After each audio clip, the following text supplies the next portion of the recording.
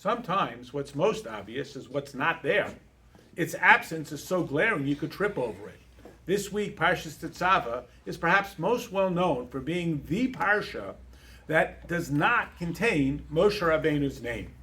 The story goes that when the Jewish people were caught worshiping the golden calf, God told Moshe, that's it, I've had it, I'm wiping them all out, and it's me and you, baby, we're going to start all over. And Moshe Rabbeinu said, Hashem, if you do that, then erase my name from your book. And even though Hashem capitulated, still, since he said it, Hashem said, one parsha is in fact going to be a memory of this statement, and your name will be omitted. And which parsha is that? That's this week's parsha, which is ironic because the story about Hashem threatening to destroy the Jewish people is next week. So why is this week parsha the one chosen to omit Moshe Rabbeinu's name? Well, one suggestion is that it is often read around the time of Moshe Rabbeinu's birth and passing, Zayin Adar.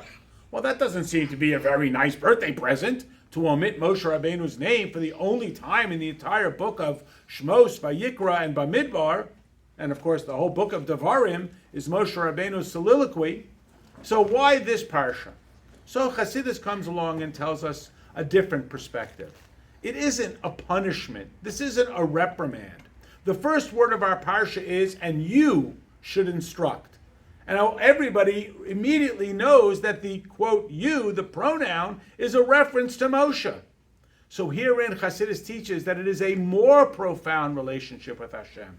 Like a child who might call up his mother and say, hi, Mom, it's me. She doesn't say, who are you? Oh, you know, I'm your son. I used to live in your house. Remember me? If he would have to say his name, that would suggest a certain distance.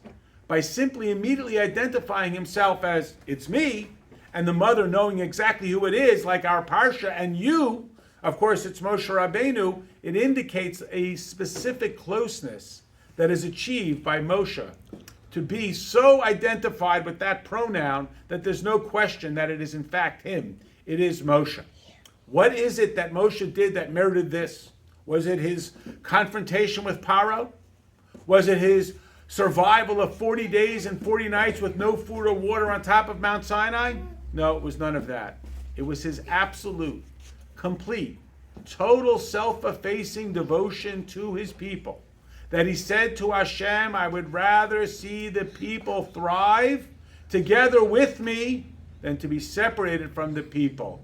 And if you're going to separate me, then I have no purpose. And so, this week's parsha is not a punishment, it is in fact an illustration. And that's why it comes before the incident, to tell us, as always, that God has provided the resolution before we even know that we have a problem. So, let us take this lesson and not seek for an opportunity to make a name for ourselves, like those who built the Tower of Babel, but rather to be like Moshe, to be so connected with Hashem that we are essentially nameless. Let us take this message and move forward with it to the coming of Mashiach now, of the Shabbos.